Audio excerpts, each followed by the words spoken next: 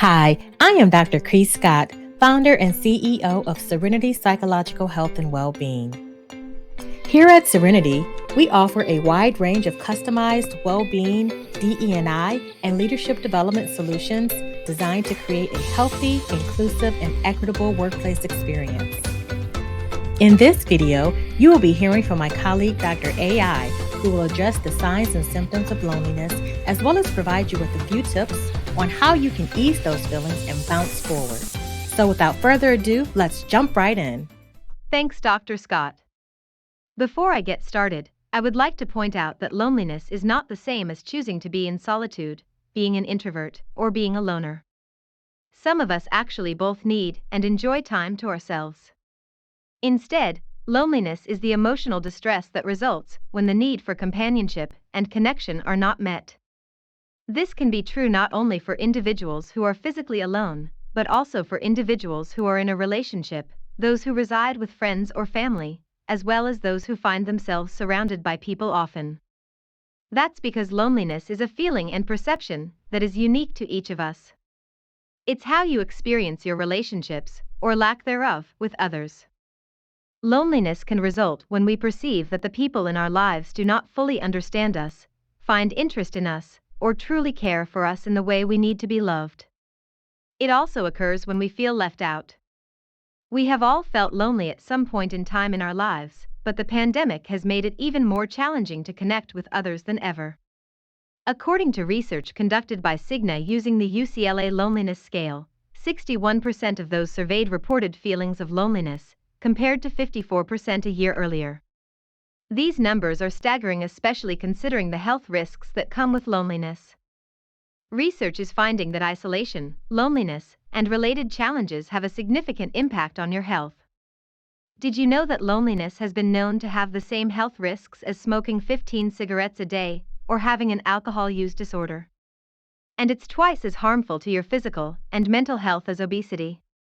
Loneliness also significantly impacts the workplace. It has resulted in lower productivity, engagement, and quality of work, as well as an increase in absenteeism and attrition. So, what can we do to address this perceived feeling that so many of us are experiencing? Next, we will share several recommended tips that may help ease your feelings of loneliness. Before I give those tips, it's important to remember that each of these take practice and consistency. It is not a one and done. But once you incorporate these recommendations into your daily practice, you will be surprised by the positive impact it will have on your overall well-being. So let's get started. First, it's important to recognize the symptoms of loneliness. Key signs that you are lonely may include feelings such as a lack of connection with others despite trying, isolation and disengagement, even when you are surrounded by others, negative self-worth, distress when trying to engage with others, and overall feelings that others are not including you. Number 2, engage in self-care. You have to start with loving and connecting with yourself before others can connect with you.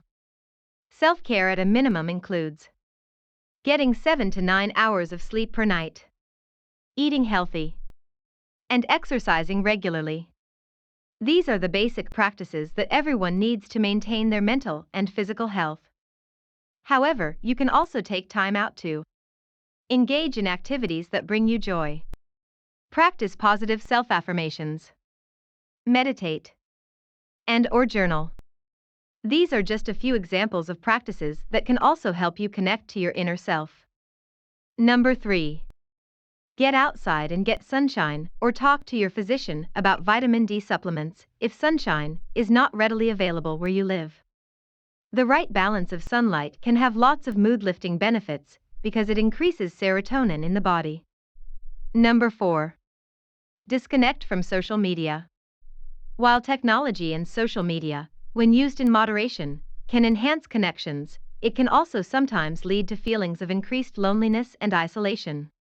If you find that the time you spend on social media is doing more to accentuate your feelings of loneliness and isolation, you may want to consider reducing or completely disconnecting from social media for a while.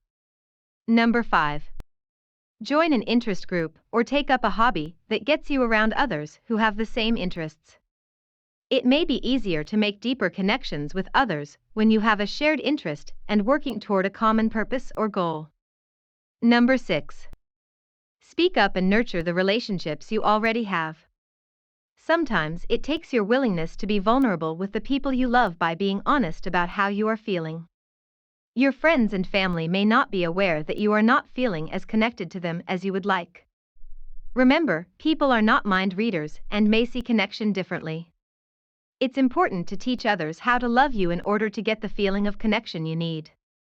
And finally, number 7. Get help from a professional. Sometimes, feelings of loneliness can be a sign or symptom of a more serious mental health issue. If you are finding that your attempts to ease your loneliness are not working, you might want to consider talking to a professional mental health provider who can help address your feelings. Everyone feels lonely from time to time.